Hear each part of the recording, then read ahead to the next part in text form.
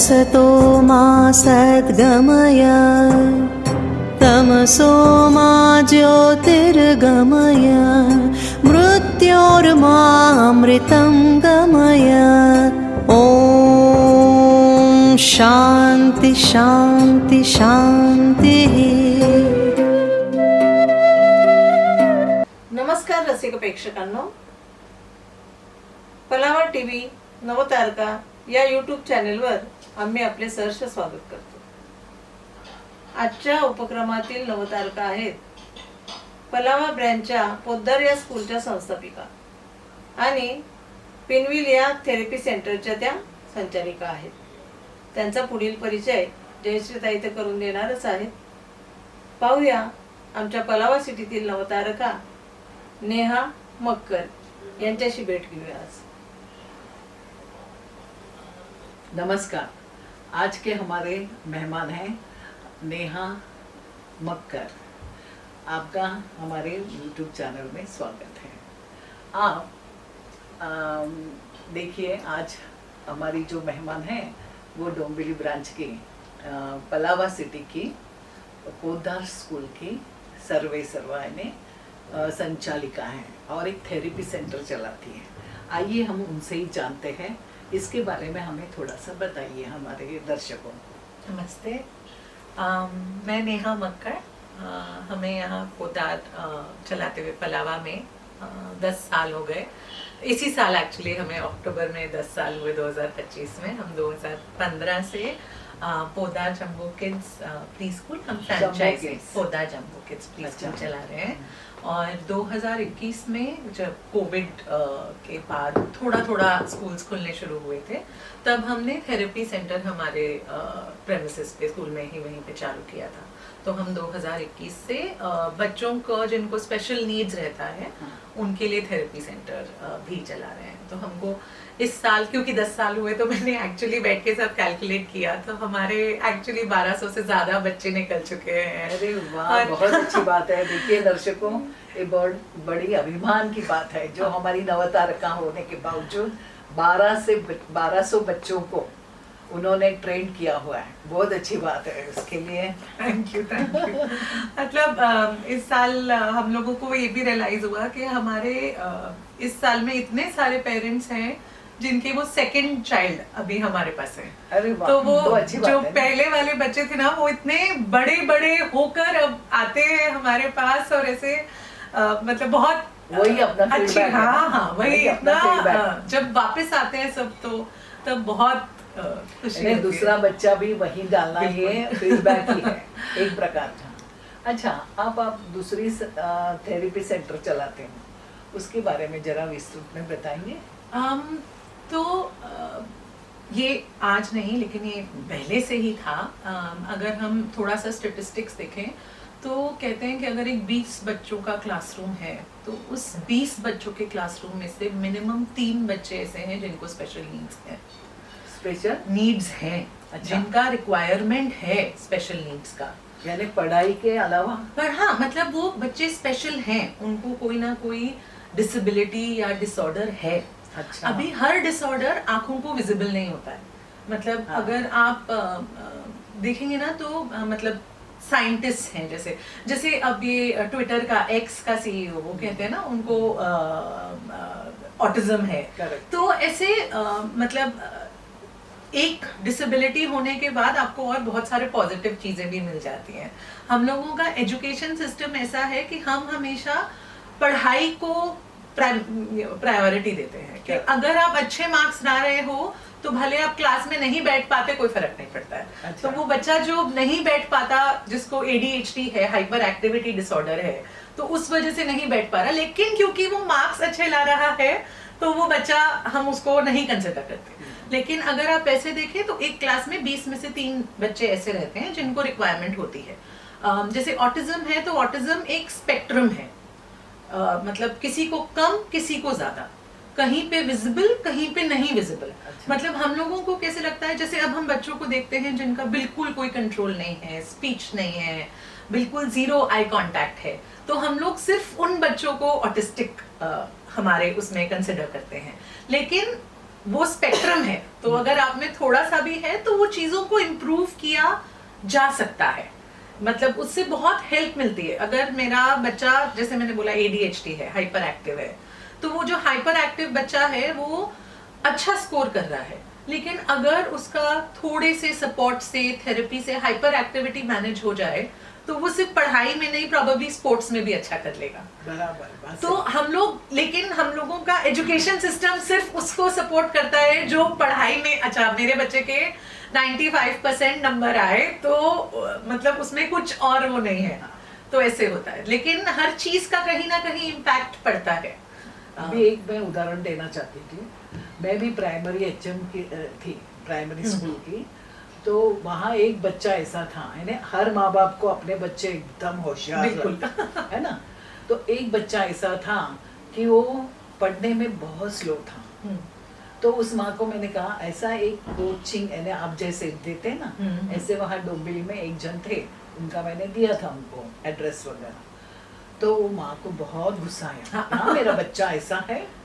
तो आपको ऐसे फेस करना पड़ता है। बिल्कुल बिल्कुल, बहुत ज्यादा, क्योंकि पेरेंट्स के लिए खुद से एक्सेप्ट करना बहुत बड़ी चीज होती है। और मतलब मैं एज अ पेरेंट मैं कहती हूँ, हाँ हर पेरेंट के लिए बहुत मुश्किल होता है एक्सेप्ट करना अपने बच्चे के बारे में। लेकिन अब जैसे उस बच्चे को लर्निंग डिसेबिलिटी थी, नहीं कर पा रहा था, अब अगर वो सपोज, जैसे हम लोग रेमेडियल एजुकेशन भी देते हैं जिन बच्चों को, जैसे अब लर्निंग है तो लर्निंग में 3 तरीके के लर्नर्स होते हैं, विजुअल होते हैं, ऑडिटरी होते हैं और काइनेस्थेटिक होते हैं। विजुअल लर्नर्स वो हैं जो पढ़ के चीजों को लर्न करते हैं, ऑडिटरी वो जो सुन के लर्न करते हैं, और काइनेस्थेटिक वो जो एक्टिविटी करके उन चीजों को अब्सॉर्ब करते हैं। अब वो हर तरीके के लर्नर होता है। अगर मैं एक विजुअल ऑडिटरी लर्नर हूँ और टीचर ने बोला कि तुम चैप्टर पढ़ो, तो वो मेरे दिमाग में नहीं जाएगा। अगर आप और मैं साथ में बैठ के पढ़ेंगे, आपने पढ़ा मैंने सुना, मैंने पढ़ा आपने सुना, तो उसमें मेरा लर्निंग होगा, क्योंकि मैं एक ऑडिटरी लर्नर हूँ। तो मतलब बात इतनी छोटी सी ही होती है कि किसका कैसे रिक्वायरमेंट है, उसको बस वैसे टेपर कर दो तो बच्चों में वो डिफरेंस ड्रास्टिकली दिखना शुरू हो जाता है। लेकिन एज अ पेरेंट हमको लगता है इससे कैसे बोला कि मेरे बच्चे को स्पेशल नीड है, या मेरे बच्चे को कुछ कहीं स्पेशली लेके जाना चाहिए, या सपोर्ट की जरूरत है, तो वो थोड़ा हाँ मुश्किल होता है। और एक बच्चा ऐसा था मेरे स्कूल में, वो इतनी खांसी थी उसको कि वो बोल ही नहीं पाता था। वो तो डॉक्टर के पास उन्होंने बताया, खाली रात को वो भी दवा देने के, और डॉक्टर ने कहा था कि सिर्फ रात को ही उसको वो दवा दो ताकि वो सो पाए। खांसते वक्त वो खाता था। ओह इतना, और पढ़ाई कैसे करेगा। तो भी मैंने कितने, घर बैठे तुम एग्जाम दे दो बेटा, नहीं तो इधर आके वेकेंट रूम में दे दो। ऐसे बच्चे भी आते हैं बहुत, मतलब so, जैसे एक फॉर एग्जाम्पल, जैसे आपने बताया एक कंडीशन होती है सिलेक्टिव म्यूटनेस करके। जैसे हम लोग बोलते हैं ना कि हमारा बच्चा घर में तो बहुत बोलता है, घर से बाहर जब जाता है तो बोलता ही नहीं है, जुबान ही नहीं खोलता है, बात ही नहीं करता है। नहीं, उसको तो खांसी थी ना, ऐसे भी है। मतलब जैसे I am giving an example, जैसे अब क्योंकि अब ये कंडीशन होती है सिलेक्टिव म्यूटनेस, मुझे मेरी चॉइस पे कहाँ जाकर नहीं बोलना है वो मेरा डिसीजन है, तो ये साइकोलॉजिकल आ जाता है। अब जैसे आई डोंट नो उस बच्चे का कैसे मेडिकल कंडीशन रहा होगा, लेकिन अब अगर मेरे दिमाग में बैठ गया कि मैं कुछ करने लगूंगा और मुझे खांसी आ जाएगी, तो साइकोलॉजिकली वो चीज मुझे बहुत इम्पैक्ट करने लग जाती है।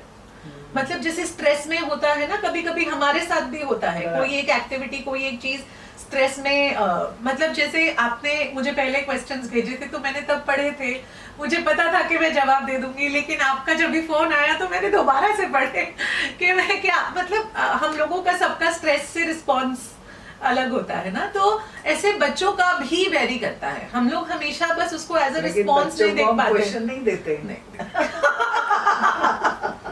बच्चों को हमारा एजुकेशन सिस्टम इतने क्वेश्चन देता है कि हम लोगों की कहीं कैपेसिटी नहीं बचती क्वेश्चन देने की। और ये है ना, आपके जो आपकी पढ़ाई कहाँ तक हुई? मैं एक्चुअली ग्रेजुएट हूँ कॉमर्स में। अच्छा। लेकिन मतलब तो कैसे ये वो टाइम ये था है ना, जिधर अलग ही है ना। हाँ ये बिल्कुल अलग फील है। हाँ। तो तभी टीचर बनना कोई अच्छी क्वालिफिकेशन नहीं होती थी कि मतलब आप, या फिर वो बहुत ही परफेक्ट क्वालिफिकेशन होती थी शादी करने के लिए। हाँ। कि मतलब शादी करो और स्कूल जाओ, अपना करो, घर आ जाओ, फिर घर भी अच्छे से चलाओ। तो मेरी मम्मी भी टीचर थी, तो उस टाइम पे जैसे होता था कि टीचर नहीं बनना है। प्रेरित हो गई। बिल्कुल, मतलब ओह। वो जब हमने शुरू करा तो मैंने, क्योंकि मेरा टीचिंग में कोई ऐसा बैकग्राउंड नहीं था, तो उनके सपोर्ट से ही शुरू हुआ। उनको मोर देन 30 इयर्स का टीचिंग एक्सपीरियंस, वो कोऑर्डिनेटर रह चुकी हैं। मतलब वो उनके एक्सपीरियंस से ही हम लोग शुरू कर पाए, नहीं तो मेरा तो सिर्फ एक सपना था लेकिन वो अगर एक्सपीरियंस नहीं होता तो शायद हम जिधर हैं उधर नहीं पहुंच पाते। वो उनके लेकिन सपोर्ट डॉक्टर से। का बच्चा डॉक्टर है, हाँ। वकील का बच्चा वकील है, लेकिन बिल्कुल। टीचर का बच्चा टीचर नहीं है। बिल्कुल ये पहली नहीं। बात सुन रही है, आपकी रुचि इसमें कैसे आई? अरे लेकिन मुझे भी टीचर नहीं बनना था पहले, हाँ, मतलब वही, बनना वही। ही नहीं था क्योंकि मम्मी टीचर आपकी थी। फील्ड क्या थी फिर? मैं रेडियो में थी पहले हाँ। 3 साल, लेकिन ये इससे 20 साल पुरानी बात है, तभी प्राइवेट एफएम नहीं हुआ करता था, तब ऑल इंडिया रेडियो अच्छा, में वहाँ थे भी तो काम हम किया। लोग। हाँ, तो हम उसमें थे। और? तो मैं 3 साल 2003 से 2003, तो मैं चंडीगढ़ में रहती थी। चंडीगढ़ में बड़ी हुई, स्कूल कॉलेज पहले जॉब वगैरह सब चंडीगढ़ में, तो वहीं पर मैं ऑल इंडिया रेडियो में साथ में थी। तो उसके बाद फिर प्राइवेट उसमें मूव कर लिया, तो मैं टेलीकॉम में गई। अच्छा। तो टेलीकॉम में मतलब मैंने 2015 में मैं मैटरनिटी लीव पे जब गई, मेरा छोटा बेटा हुआ, तो तब मैं वोडाफोन में थी। तो मैंने तब मैटरनिटी लीव में स्कूल शुरू करा और फिर उसके बाद मतलब ऐसे हुआ कि अब करना ही है, तो बस फिर शुरू कर दिया। यानी फील्ड टोटली चेंज। टोटली अच्छा, तो प्रेरित मम्मी से हो गई? मम्मी से और तो बच्चों के उसके- साथ ना हाँ, ऐसे उसके अकॉर्डिंग आपने वो पढ़ाई आगे की? आगे की हाँ, मैंने तो फिर। क्या किया उसने आपने? तो मैंने मतलब एक्चुअली मैं कंटिन्यूअसली पढ़ाई कर रही हूँ, तो स्कूल अभी भी? मैनेजमेंट। अच्छा। हाँ। ओह। तो कैसे है, अभी मेरा ग्रेजुएशन कॉमर्स में था। आप लोग अभी इतने साल बच्चों के साथ काम करने के बाद मुझे लगा था मैं एमए साइकोलॉजी कर सकती हूँ बच्चों के साथ, लेकिन हमको जब तक आपका बैचलर्स साइकोलॉजी में नहीं है तब तक आप मास्टर्स नहीं कर सकते। तो अभी मैं मेरा बैचलर्स इन साइकोलॉजी परस्यू कर रही हूँ, अच्छा। ताकि फिर मैं इवेंचुअली मास्टर्स कर सकूँ। ओके। तो मैंने टीचर ट्रेनिंग, करिकुलम मेकिंग, आपका स्कूल लीडरशिप प्रोग्राम्स, मैं as a psychologist, as a therapist, as a counsellor, narrative therapy की ट्रेन्ड काउंसलर हूँ। तो मतलब ये एक्चुअली एक ऑनगोइंग प्रोसेस है। मतलब ये 3 कोर्स कर लिए और वो डिग्री लग गई वाला पे खत्म नहीं हो सकता। मतलब हर चीज में वो जैसे अभी आजकल AI हर जगह है, तो मतलब आप स्कूल्स भी देखोगे ना, तो स्कूल्स में भी ऐसे आज हम AI इक्विप्ड स्कूल हैं, लेकिन वो सिर्फ उससे नहीं चलता है। अब जैसे मैं अभी एक कोर्स करने वाली हूँ मई में, वो स्टोरी टेलिंग का कोर्स है। अच्छा, देखिए दर्शकों, अभी नया नया बात हम भी सुन रहे हैं, आपको भी जानने का मौका मिल रहा है, तो क्यों ना हम उसका लाभ उठाएं। अब बताइए। तो वो एक स्टोरी टेलिंग का कोर्स है। वो और क्या है? हम जैसे मैंने ऑडिटरी लर्नर बोला, तो हम लोग जो आजकल का एजुकेशन सिस्टम है वो ऐसा है कि हम लोग हर चीज को 3 तरीके से करते हैं। मैंने अगर आपको आज लेटर्स पढ़ाना है, मैंने आपको ABC का फ्लैश कार्ड भी दिखाया। अच्छा। हमने उसका साथ में लेटर A का गाना भी गाया, हाँ। और फिर हमने सैंड के अंदर A भी लिखा। तो मेरे वो तीनों, ऑडिटरी लर्नर, विजुअल लर्नर और काइनेस्थेटिक लर्नर, मैंने तीनों चीजों से आपको किया। तो आप जैसे मर्जी लर्नर हो, हाँ। आपके दिमाग में वो बात बैठ गई। करेक्ट। मतलब जैसे अब पेरेंट्स, बहुत ही कॉमन है, बच्चे D और B उल्टा लिखते हैं और नंबर 4 उल्टा लिखते हैं, 3 उल्टा लिखते हैं। मतलब ये आई थिंक हम भी शायद बचपन में करते थे, बराबर। बहुत ही बेसिक। लेकिन अब उसका कैसे सोल्यूशन है, खूब सारे क्रेयॉन्स को लो, एक मोटा सा रबर बैंड बांधो, एक बड़ा सा चार्ट पेपर लो और बड़ा बड़ा नंबर 3 लिखो। अभी जब मैंने बड़ा बड़ा नंबर 3 लिखा, कलरफुल लिखा नंबर 3, तो वो नंबर 3 का एक पिक्चर मेरे दिमाग में बैठ गया। अब वो जो पिक्चर बैठा, वो picture is equal to number 3। तो अब जब भी मुझे नंबर 3 को रिप्रोड्यूस करना है, लिखना है, कहीं करना है, तो वो इमेज मेरे दिमाग में हमेशा रहेगी, तो मेरा नंबर 3 एकदम सीधा आएगा, उल्टा नहीं जाएगा। तो बहुत ही छोटी छोटी ऐसे चीजें हैं जिससे लर्निंग इजी हो जाती है। इसी में स्टोरी टेलिंग आ जाता है, मतलब हर चीज सिखाने के लिए अगर कहानी बना दो, और ये अब मुझे ऐसे लगता है कि अब ये चीजें कोर्सेज के फॉर्म में पॉपुलर हो गई हैं, लेकिन जब हम बड़े हुए थे, हमारे बच्चे थे, बिल्कुल हर चीज कहानी में ही होती थी। मतलब हमको भी बच्चों को, अपने बच्चों को भी खाना वो एरोप्लेन चलाकर, कहानी सुनाकर ही खाना खिलाते थे। तो वो कहानी तो शुरू से ही एग्जिस्ट करती है। अब उसको हमने थोड़ा टेक्निकल मॉडर्न करके कि अरे स्टोरी टेलिंग का भी कोर्स करेंगे। Of course there are so many techniques जिनसे बहुत हेल्प होती है। पपेट्स कैसे यूज करने हैं, आपके एक्सप्रेशंस कैसे होने चाहिए, आपको कैसी सी लैंग्वेज यूज करनी चाहिए, मतलब कितना एक्सप्रेसिव मुझे होना चाहिए। जैसे अभी ऐसे बहुत सारी चीजें, जैसे अभी हम लोग स्कूल में गुड टच बैड टच करते हैं, तो हमारा हर 2 महीने में एक सेशन गुड टच बैड 2 साल के बच्चों के साथ भी करते हैं। और ये 2 साल के बच्चे ऐसे हैं, थैंक यू, मतलब ये बच्चे वो हैं जो जाके दादाजी को भी बोल देते हैं कि आपने मुझे क्यों बम पे टच करा, ये बैड टच है, मुझे टीचर ने बोला कि नहीं करना है, तो ये बैड टच है, टीचर ने बोला है ना। हाँ, तो बच्चों को समझ सब आ जाता है, उनके पास वर्ड्स हो कि नहीं हो समझ आ जाता है।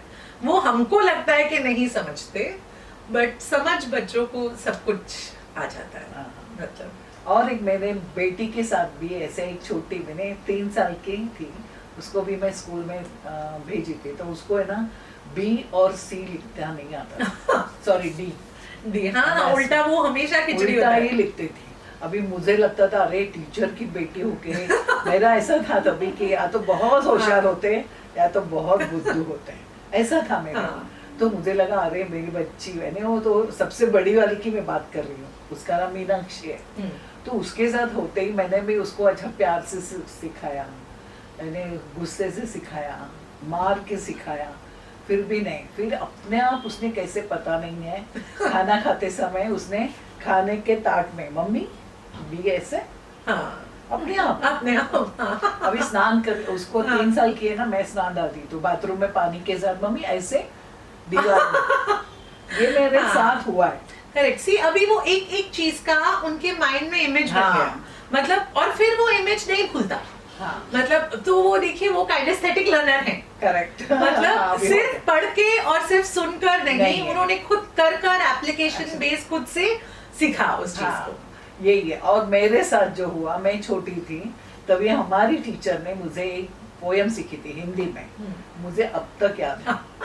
अभी मेरा मीन्स कितने साल की हूँ मैं, 65। मैं पढ़ के बोलती हूँ, लेकर पीला पीला थैला पत्र बांटने आता, यह है मुंशी राम डाकिया सबकी चिट्ठी लाता। ये फर्स्ट स्टैंजा।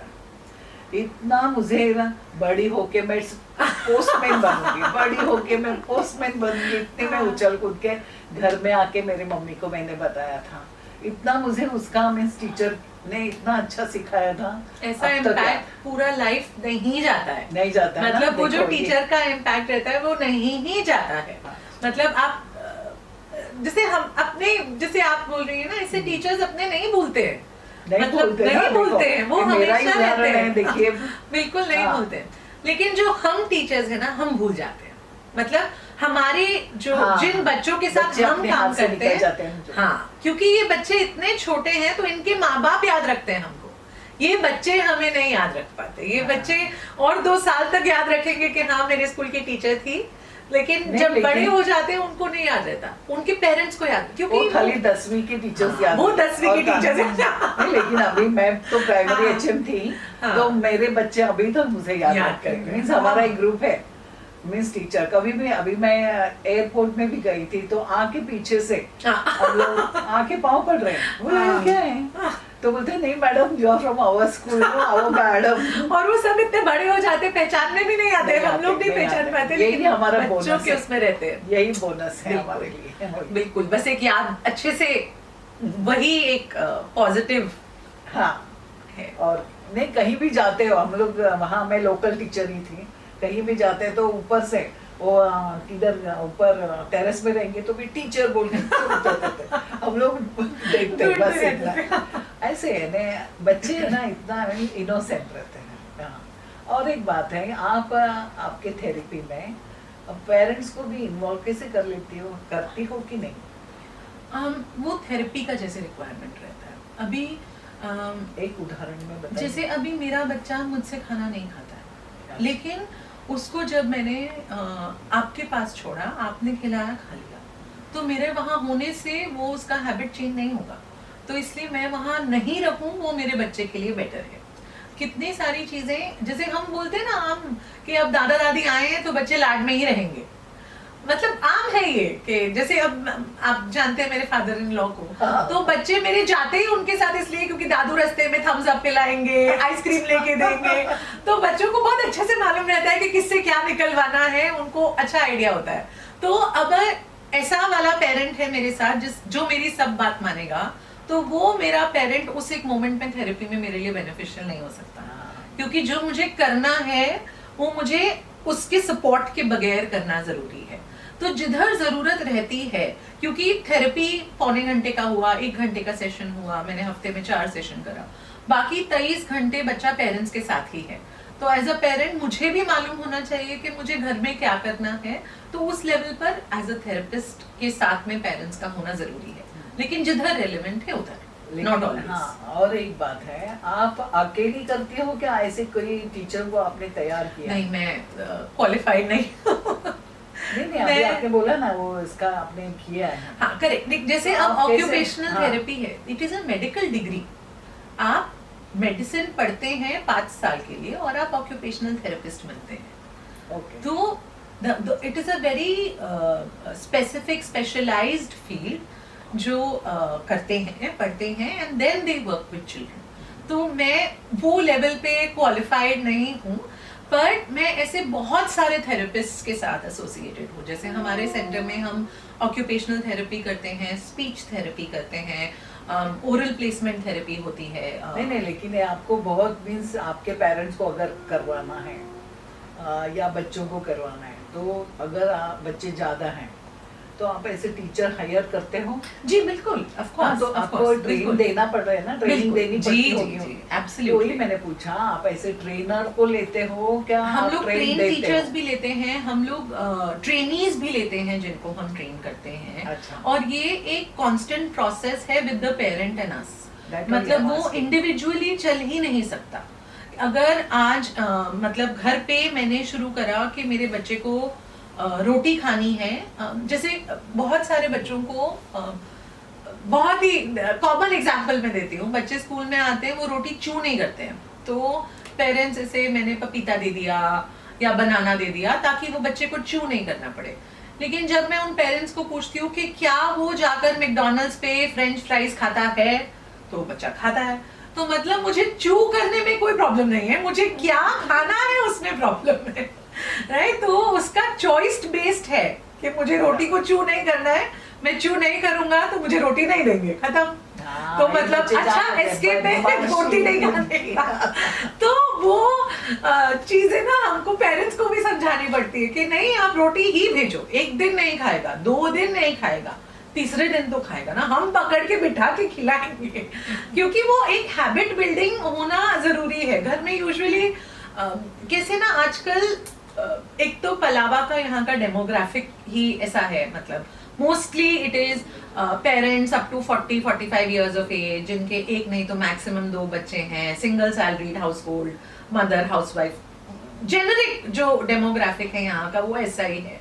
तो बहुत सारे ग्रैंड पेरेंट्स नहीं है, सिंगल फैमिलीज हैं, तो मदर घर पे पूरा दिन है, फादर शाम में आते हैं। अब वो शाम में आते हैं तो वो लाड हो जाता है। अब जब वो लाड हुआ तो मम्मी ने जो मर्जी पूरे दिन में करा वो चीज 0। अब जैसे हम बच्चों को बोलते हैं ना कि अगर बच्चा स्कूल में लेट आता है तो रात में टाइम में से अभी उसके पापा ही 12 बजे आते हैं, तो वो कैसे 12 बजे सोएगा, वो सोता ही नहीं है, तो इसके लिए लेट उठता है।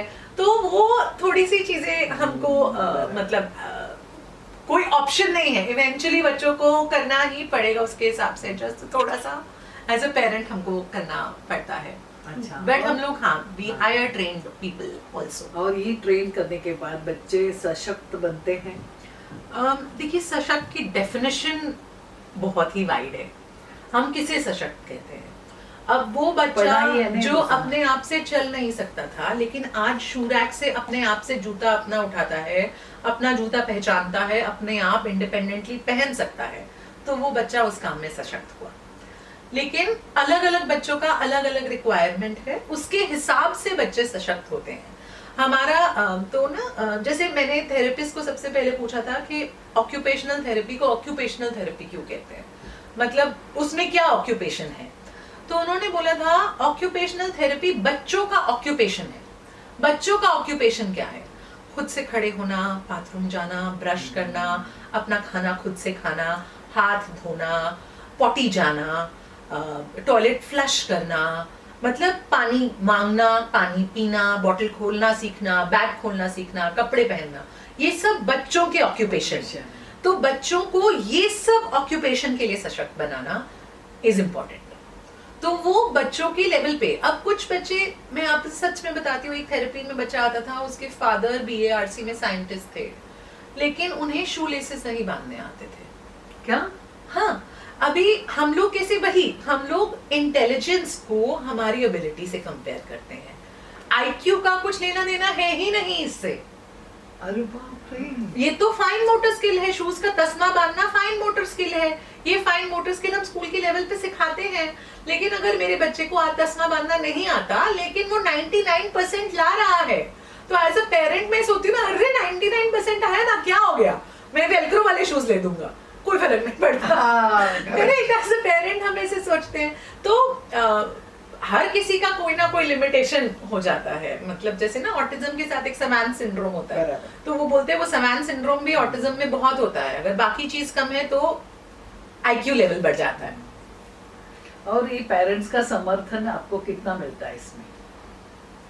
यानी पढ़ाई प्लस ये आपका जो ट्रेनिंग में आप वो उनको आप प्रेरित करते कि आइए करके? बिल्कुल बिल्कुल। हाँ, मैं और ये हाँ I say this always, मैं सबको बोलती हूँ, people they don't like to come, no? No हाँ they don't, मतलब Yeah, that ऐसे only I'm कितना asking. प्रॉब्लम है, हर रोज बुला लेते हैं, हर सैटरडे बुला लेते हैं, किधर जाएंगे, कुछ ना कुछ रख देते हैं स्कूल वाले सैटरडे को। स्टैंडर्ड रिस्पॉन्स होता है।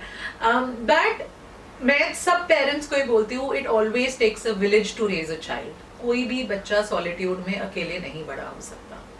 पहले के स्ट्रक्चर में ऐसे ही होता था, सब गांव के बच्चे इकट्ठे ही बड़े होते थे, और जब वो इकट्ठे बड़े होते हैं तो वो एक दूसरे से भी 50 चीजें सीखते हैं, अपने घर से जो सीखते हैं वो बाकी घरों से भी उतना सीखते हैं। आज की डेट में बच्चे किसी के घर जाके नहीं खेलते हैं, या घर, मेरा बेटा भी जाता है, घर जाके जाएगा तो मैं अपना iPad लेकर जाता हूँ, वो अपने iPad में खेलेगा, मैं अपने, तो क्या खेलना हुआ उसमें, तो वो वैसी वाली खेल नहीं खेलते हैं। तो हम या वो पेरेंट्स अकेले एक बच्चे को नहीं बड़ा कर सकते। जब तक हम लोग इकट्ठे नहीं होंगे तो वो ग्रोथ हो नहीं सकता। It has to be together. Individually में कोई parties they became together, no, parties जाते हैं तभी बच्चे, उनके बच्चे हमारे बच्चे एक साथ खेलते हैं, लेकिन क्या होता है, उनको उनकी बात उनको माननी पड़ती है। अभी सपोज मेरी एक पोती है, तो उसको बात कोई नहीं माना तो इमीडिएटली आएगी, ना प्लीज आप बोलो ना उनको, ऐसे करके आएगी, और उसको पता है नानी मनवा लेगी सबको। हाँ, ऐसे यानी वो खुद नहीं बोलेगी, लेकिन ये खुद सीखना चाहिए। हमें तो किसी ने सिखाया नहीं, हम कैसे सीख गए, वो मैं पूछती हूँ। तो बच्चों को हम लोग अकेले छोड़ना चाहिए। अभी का जमाने में अकेले छोड़ना भी बहुत डर की बात है, तभी ऐसा नहीं था ना? नहीं था, बिल्कुल नहीं था। मतलब मुझे कोई ना कोई पीछे चाहिए, तो इंडिपेंडेंट नहीं होते ना बच्चे तभी। तो अभी आप क्या करते हैं? आजकल ना एक न्यू टर्म है, it is called helicopter parenting. तो हेलीकॉप्टर पेरेंटिंग इज कि बच्चा कुछ भी कर रहा है ना, तो पेरेंट वो हेलीकॉप्टर बन के उसके सर पे मंडरा रहा है। हाँ, यही हुआ ना। तो उसको हेलीकॉप्टर पेरेंटिंग बोलते हैं। तो वो चीज थोड़ा अपने आप को उससे डिस्टेंस करना बहुत जरूरी है, बहुत जरूरी है। मतलब हर चीज जो मेरा बच्चा कर रहा है वो पार्ट ऑफ लर्निंग होना चाहिए। अगर मैं मेरे घर पे स्कूल में जैसे एंट्री करते हैं ना, 2 सीढ़ी है, 2 सीढ़ी पहले उतरते हैं, उसके बाद 1 सीढ़ी आते हैं। अब हम बच्चों का हाथ पकड़ते हैं जब वो उतरते हैं, जब वो चढ़ते हैं हम उनको सपोर्ट करते हैं। लेकिन जब वो बच्चा 4 साढ़े 4 साल का हो गया तो मैं हाथ नहीं पकड़ता। उस बच्चे को अपने आप इंडिपेंडेंटली सीढ़ी चढ़ना आना चाहिए। अगर मैं सारी जिंदगी उसका हाथ पकड़ूंगी तो वो बच्चा सीढ़ी चढ़ना सीखेगा ही नहीं। हमारे जैसे हमारा सेंटर शूलेस है तो बच्चे जूते उतार के ही अंदर जाते हैं। तो जब आप आते हो तो वहां पे कुर्सियां पड़ी हैं, आप आओ, बैठो, अपने आप अपने जूते उतारो, शू रैक के अंदर रखो, उसके बाद जाओ। करेक्ट। अभी कितनी बार होता है पेरेंट्स को ऐसा लगता है मेरा बच्चा खुद अपने जूते उतारेगा, आपके पास इतना स्टाफ है, कोई जूते नहीं उतार सकता। जूते नहीं उतार सकता is not the problem. The thing is that the child has to learn to wear and remove shoes. ये सबसे मतलब ये जो बेसिक लर्निंग है, एवरीडे लर्निंग्स हैं, ये सब मुझे खुद से करना आना चाहिए। मैं पूरी जिंदगी एक फोर्क से खाना नहीं खा सकती। अब भी मैंने टिफिन में पूरी को भी टुकड़े करके दिया और साथ में एक फोक दिया कि फोक से खाओ तो मैं पूरी जिंदगी नहीं खा सकती ना, मुझे हाथ से खाना आना चाहिए। अभी कितना जैसे बच्चे मिट्टी में जाते तो हाथ गंदा हो गया, गंदा हो गया, गंदा हो गया, तो वो गंदा हो गया सबसे पहले आता है। वो जो कहते हैं ना लर्निंग सबसे पहले रसोई में ही शुरू होती है, वो रसोई में ही शुरू होती है। कुकर का ढक्कन लगाना फाइन मोटर स्किल है, मतलब वो इतने बड़े होने के बाद भी लोगों को नहीं आता है, लेकिन उसमें टेक्निक है, दिमाग है। वो स्टीम नहीं बन रहा, क्यों नहीं बन रहा? सुनने वाले को लगता है कि उसमें क्या बड़ी बात है, अभी मेरा बच्चा कुकर को ढक्कन लगाएगा क्या, उसको कुछ और काम नहीं है। लेकिन ऐसे स्किल को लर्न करने में मेरा ब्रेन और शार्प होता है। ऐसी हर एक स्किल, मतलब अगर मुझे एक टोकरी में बर्तन सेट करना है, बर्तन धोने के बाद, उसमें भी स्किल है। हम उन चीजों को वैल्यू नहीं करते। मतलब हर चीज, अभी आज की डेट में मैं बच्चों को बोल भी दूं ना कि ये ग्लास उधर रख दो, उधर जगह नहीं थी, उनको जगह बनाना नहीं आता। हाँ, तो मतलब बोलना पड़ता है कि थोड़ा सा हिलाओ ना। आपको समझ आना चाहिए कॉन्सेप्ट क्या है, मुझे स्पेस कैसे क्रिएट करना है। थोड़ा सा हिलाओगे, थोड़ा इधर उधर करोगे, और वो सिर्फ ग्लास या कप के साथ नहीं है, वो हमेशा लाइफ के साथ भी ऐसे ही होता है। It is not just about कि मैंने रसोई में ही काम करा, यही चीज मुझे लाइफ में हमेशा करनी पड़ती है। कुछ थोड़ा सा इधर उधर एडजस्ट करा और उसके बाद अपनी स्पेस बनाई, ये सोचकर कि मेरे लिए तो यहाँ पर जगह ही नहीं है, मैं चले जाता हूँ। ऐसे तो लाइफ नहीं जी जा सकती ना। मतलब हमको जिधर अपना बनाना है उधर अपना खड़े रहकर खुद से बनानी पड़ती है जगह। तो वो आइडिया इंपॉर्टेंट है, और वो आइडिया हम ऐसी छोटी छोटी चीजों से ही सीख सकते हैं, अदरवाइज नहीं सीख सकते। इसके लिए पेरेंट्स और बच्चे दोनों होने जरूरी है। अच्छा, अभी आपका स्कूल में मैंने देखती हूँ थेरेपी का आकर्षण ज्यादा है कि स्कूल का आकर्षण, यानी पेरेंट्स के स्कूल तो है ही, स्कूल तो ऑफ कोर्स आकर्षण सबको। थेरेपी का जो थेरेपी है बेसिकली वो बच्चे जिनको ज्यादा स्पेशल नीड्स हैं उनके लिए है। हुआ क्या है, कोविड के बाद से ना, 2021 के बाद से, 2020 के बाद से, all of a sudden the number of children with special needs इतना हाई हो गया है। मतलब आप इतने थेरेपी सेंटर है इधर, इतने थेरेपी सेंटर, और मेरे पास इतने बच्चे आते हैं, आप बिलीव नहीं करेंगे। और ये सब चेंजेस हमने पोस्ट कोविड देखा। और कुछ तो देखो बच्चों के बिहेवियरल इश्यूज आए क्योंकि बच्चे घर पे थे, 3-3 मतलब अभी तक हम उन बच्चों को कोविड वाले बच्चे ही कहते हैं, जो बॉर्न हुए उस फेज में, घर में ही रहे, पैम्पर हुए, पूरा टाइम घर पे रहे, सब कुछ घर पे।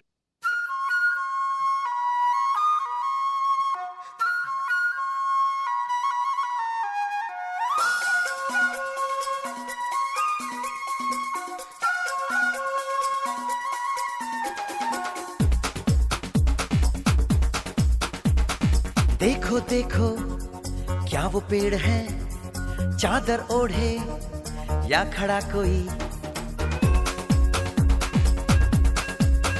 हे देखो देखो क्या वो पेड़ है, चादर ओढ़े या खड़ा कोई। बारिश है या आसमान ने छोड़ दिए हैं नल खुले कहीं। हाँ, हम जैसे देखे ये जहां है वैसा ही, जैसी नजर अपनी खुल के सोचे आओ, पंख जरा फैलाओ, रंग नए बिखराओ, चलो चलो चलो चलो नए ख्वाब बुन ले।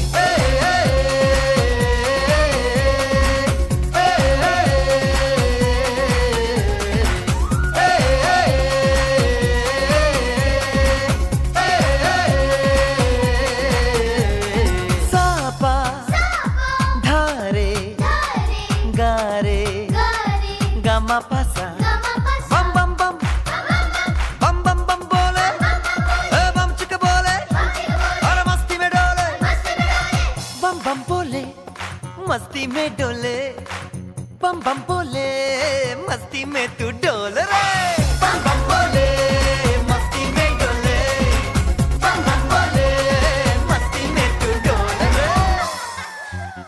हाँ, आपकी भविष्य की योजनाएं क्या क्या हैं? हम लोग जब भी ग्रो करते हैं तो कोई भी एक इंसान इंडिविजुअली ग्रो नहीं कर सकता है। अगर ग्रोथ होनी है तो वो सबकी इकट्ठे होती है, नहीं तो किसी की भी नहीं होती है। तो स्कूल में जैसे हमारे प्री स्कूल है तो हमारे पास 6 साल तक के बच्चे हैं और हमारा तकरीबन अभी 25 तक का स्टाफ होगा। और जब मैं स्टाफ बोलती हूँ तो मैं स्टाफ में टीचर्स को भी गिनती हूँ और मैं दीदी को भी गिनती हूँ। हम लोगों के स्कूल में हम लोग जो मौसी रहते हैं उनको दीदी बोलते हैं, बहुत अच्छी बात है। और दीदी बोलते हैं। और कैसे दीदी बोलते हैं तो मैं भी मीरा दीदी को मीरा दीदी ही बोलूंगी, मैं मीरा नहीं बोलूंगी। करेक्ट। क्योंकि जब मैं मीरा बोलूंगी तो वो बच्चा भी मीरा ही बोलेगा। करेक्ट। जब मैं मीरा दीदी बोलूंगी तो वो बच्चा मुझे देखकर मीरा दीदी ही बोलेगा। तो हर किसी का अपना काम है, दीदी का अपना काम है, टीचर्स का अपना काम है, लेकिन जब वो काम हो गया तो सब एक है, कोई अलग नहीं है। टीचर्स डे सेलिब्रेशन पे जाते हैं तो टीचर और दीदी सब साथ में ही जाते हैं। तो ये नहीं है कि वो दीदी का सेलिब्रेशन नहीं है या वो टीचर का सेलिब्रेशन नहीं है। बच्चे ऐसे हैं, आप मानोगे नहीं, कुछ बच्चों को जैसे वो दीदी है, वो दीदी थोड़ी सी ओल्ड है तो वो हर बच्चे के लिए आजी ही है। जो बच्चा आता है वो आजी ही बोलता है, उसको ऊपर जाना है, क्लास में जाना है, आजी के साथ ही बैठना है। ऐसा नहीं है कि टीचर के साथ अटैचमेंट नहीं है, लेकिन बच्चों के लिए टीचर और दीदी में कोई फर्क नहीं है। बच्चों के लिए उनके लिए वो सेफ अडल्ट हैं जिनके पास उन्हें अच्छा लगता है, उनके साथ बैठ के सेफ्टी सिक्योरिटी महसूस होती है, उनके पास रहकर खुशी महसूस होती है। तो वो जब पूरी टीम इकट्ठे होती है तभी ग्रोथ होती है, और तभी सिर्फ हमारी नहीं, उन बच्चों की ग्रोथ भी तभी होती है जब सब साथ में करते हैं। ये मेरा काम नहीं है करके मतलब नहीं होता ना, तो बच्चे को भी लगता है अरे ये तो अलग है, ये तो मेरे टीचर के साथ की नहीं है, मैं भी क्यों रिस्पेक्ट करूं। जैसे अगर खाना बना के गई तो थैंक यू बोलना तो सबको बनता है ना। हम अगर बाहर जाकर मैकडॉनल्ड्स में बर्गर लेने के बाद थैंक यू बोलते हैं तो हम घर में जो खाना बनाने आते हैं उनको थैंक यू क्यों नहीं बोलेंगे। एक ही चीज है ना। हमको ये सीखा है कि बाहर का इज्जत करना है, घर के अंदर ही नहीं करा तो क्या पॉइंट हुआ उसका। तो वो ग्रोथ सबका हो तभी ग्रोथ होता है, नहीं तो वो ग्रोथ नहीं है। जैसे आपने बोला था ये बहुत अच्छा है गमला, ये गमला हर किसी को बर्थडे पे ये पौधा मिलता है, एक कोई भी पौधा जिसका बर्थडे रहता है। तो हमारे सेंटर पे हम केक नहीं करते, चॉकलेट नहीं करते, जिसका बर्थडे रहता है उसको हर बर्थडे पे एक गमला मिलता है। तुमको तुलसी चाहिए मैं तुमको तुलसी लाके दूंगी, तुमको गुलाब का चाहिए मैं तुम्हें गुलाब का पौधा लाके दूंगी, लेकिन हर बर्थडे पे अपने घर में एक पौधा लेकर जाओ। वो चीज होता है, हाँ लाइफ टाइम होता है, यादगार रहती है। और एक ये चीज ना मैंने कोविड में भी सीखी थी कि कोविड में सब लोगों ने खूब गार्डनिंग करी, खूब पौधे लगाए, और ये चीज मुझे एंड में रियलाइज हुई कि वो जो प्लांट्स कोविड के दौरान जो जल सड़ गए, वो इसलिए नहीं सड़े कि धूप कम थी या पानी कम था, वो इसलिए सड़े क्योंकि पानी बहुत ज्यादा था। पूरा का पूरा फोकस उनको जिंदा रखने पे ही था क्योंकि कुछ और काम नहीं था, इसलिए वो सड़ गए। सेम चीज वही जो हेलीकॉप्टर पेरेंटिंग होती है ना, ओवर फोकस ऑन समथिंग, मतलब जिसको जितनी जरूरत है उतनी ही जरूरत है, एक्सेस भी उतना ही बुरा है जितना कम बुरा है। Same both ways it goes. अच्छा, और एक बात पूछना चाहती हूँ, आपके बच्चों का विकास के बारे में, आप भविष्य में विकास के बारे में सोचती हैं, तो उसके लिए क्या गतिविधियां आप अरेंज कर रहे हैं? हम लोगों के यहाँ 6 साल तक के बच्चे हैं।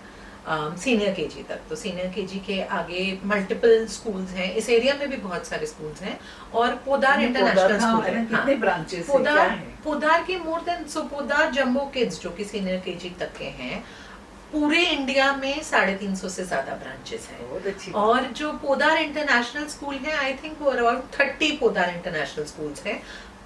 अभी तक जो नियरेस्ट था वो यहाँ से कल्याण में था, लेकिन इसी साल पोदार इंटरनेशनल स्कूल डोंबिवली में आ गया है। ये जो शालू होटल है उसके पीछे उनका 5 स्टोरी का बिल्डिंग खड़ा हो गया है, एडमिशन शुरू हो गया है। 2026 अप्रैल से उनका एकेडमिक सेशन शुरू हो जाएगा। तो ये उनका, थैंक यू, ये उनका पहला साल है। तो जो पेरेंट्स को लगता है कि हमारा बच्चा यहाँ से सीनियर करने के बाद कहाँ जाएगा, तो वो सिक्योरिटी के फर्स्ट क्लास में किधर एडमिशन मिलेगा, कैसे होगा, तो वो सिक्योरिटी जो पेरेंट्स को चाहिए होती है, तो पोदार इंटरनेशनल स्कूल है तो वो सिक्योरिटी। और एक बेटा, मुझे बहुत पिंच हो गई एक बार कि मेरे सामने एक फैमिली रहती है, उनका बच्चा यहीं पे, यानी छोटा कौन सा एक ऐसा ही प्री स्कूल में गया और सीनियर तक पढ़ाई की। अभी फर्स्ट से उसकी मम्मी टीचर है करके अपने स्कूल में डालना चाहती है, और वो सेंट्रल गवर्नमेंट का है। तो उधर वहाँ उन्होंने क्या पूछा कि आप जब सर्टिफिकेट लेके आओगे ना, तो ऐसे स्कूल का, रिकॉग्नाइज स्कूल का चाहिए कोई, और वो इसका वो प्राइवेट में है, वो नहीं चला है। तो आपके साथ भी ऐसा कुछ होता है क्या? पोदार एक रजिस्टर्ड स्कूल है, पोदार ट्रस्ट है, उसके साथ स्कूल है, और हमारा फ्रैंचाइज का प्रॉपर एग्रीमेंट है, रजिस्ट्रेशन है।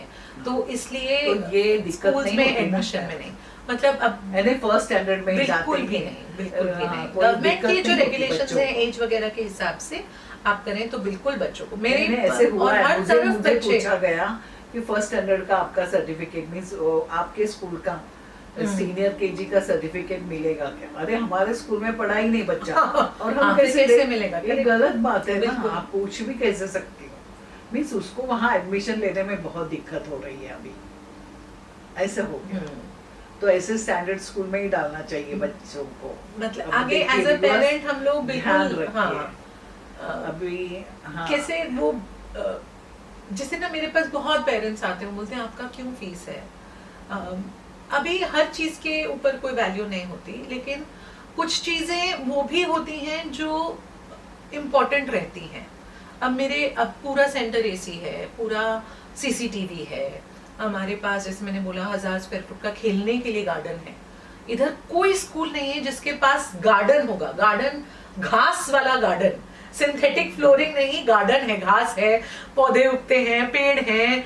मतलब बच्चों को हम एक्चुअली बारिश में वहां पे रेनकोट पहनकर भले हम गार्डन में लेकर जाते हैं। मतलब वो जो रियल फीलिंग है, वो चीज, हाँ, वो बहुत जरूरी भी है। मतलब जितना वो मायने बच्चों की डेवलपमेंट के लिए ही वो उतना इम्पोर्टेंट भी है। अभी जैसे लोधा हेवन में, पलावा में भी अब तो लाइट का, इलेक्ट्रिसिटी का इतना इशू होने लग गया है। लोधा हेवन में तो हर फ्राइडे लाइट जाता है, हमारे यहाँ नहीं, पलावा में नहीं, हेवन में अंदर। अच्छा, यहाँ पर भी अब चलो शुरू हो गया है, लेकिन हम लोगों का जो सेंटर है, हम लोगों के पास अपना जनरेटर है, तो इलेक्ट्रिसिटी पावर काट का हम पर देयर इज नो इम्पैक्ट। हम लोगों का इसी तो generator, the entire centre air condition तो है ही, बट वो पूरा उस जनरेटर के सपोर्ट पे चलता है। और हम वो अकेले स्कूल हैं इन दैट एंटायर एरिया जहां पर ये सब फैसिलिटीज अवेलेबल हैं। और लेकिन इस इशू के बारे में मैंने एक सॉल्यूशन दिया था एज एचएम। मैंने वो जो जिसको एडमिशन मैंने नहीं दिया ना, मीन्स हमारे सामने का नहीं, मेरे स्कूल के वक्त, अच्छा, मेरे स्कूल में एक आए थे ऐसा मैं बोली देखो आपके स्कूल के जो प्रिंसिपल है वहाँ के केजी के, उनको मेरे साथ मिलवाओ। तो लेके आई थी, और मैंने क्या कहा, आपके जो बच्चों का लिस्ट बनाओ और एजुकेशन डिपार्टमेंट में लेके जाओ। हाँ। ये बच्चों का 2 साल बर्बाद हो जाएगा। बिल्कुल। तो आप एक काम करो, ये पूरा लिस्ट लेके जाओ, उनका स्टैम्प और ये लेके आओ, ताकि हम वो बच्चों का टिक मार करके, वो अंडरलाइन करके इस बेस पे हम एडमिशन दे सकते हैं। करेक्ट। नहीं तो बिल्कुल साल बर्बाद हो जाता है बच्चों का। अभी एजुकेशन डिपार्टमेंट में उन्होंने टिक मार करवा के दिया है, साइन दिया है, स्टैम्प दिया है, तो हमें देने में क्या दिक्कत हाँ, है? बिल्कुल। तो ऐसे सॉल्यूशन निकाला था मैंने।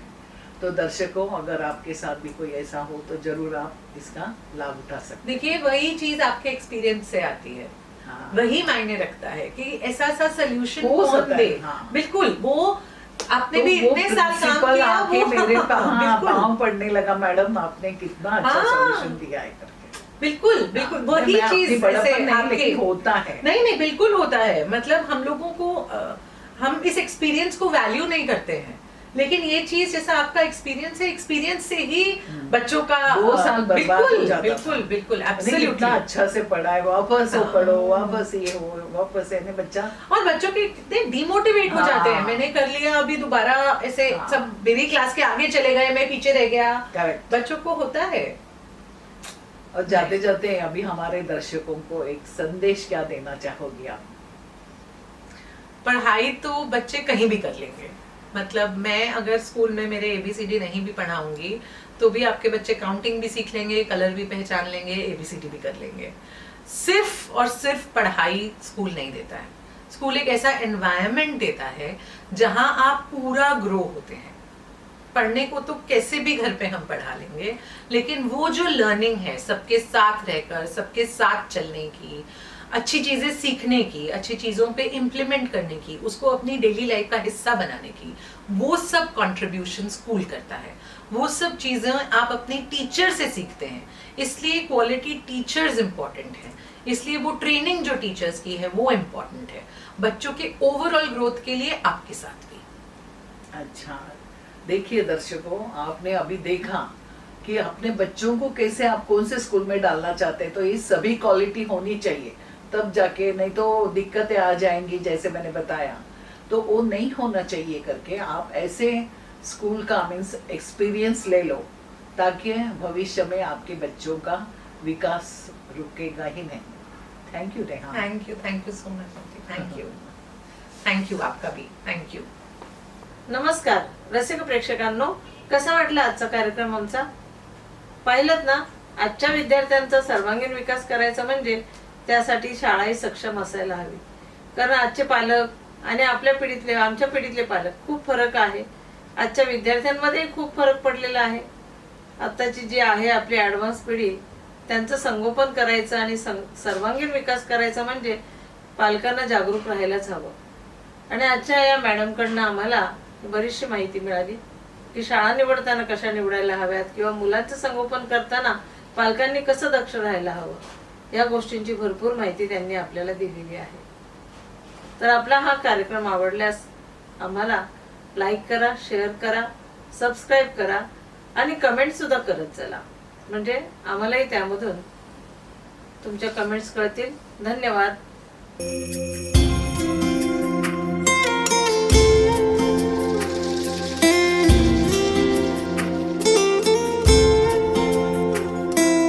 दीवारें ऊंची है, गलियां है तंग, लंबी डगर है पर हिम्मत है संग, पाँव पे छाले हैं सांसें बुलंद, लड़ने चली हूँ आजादी की जंग,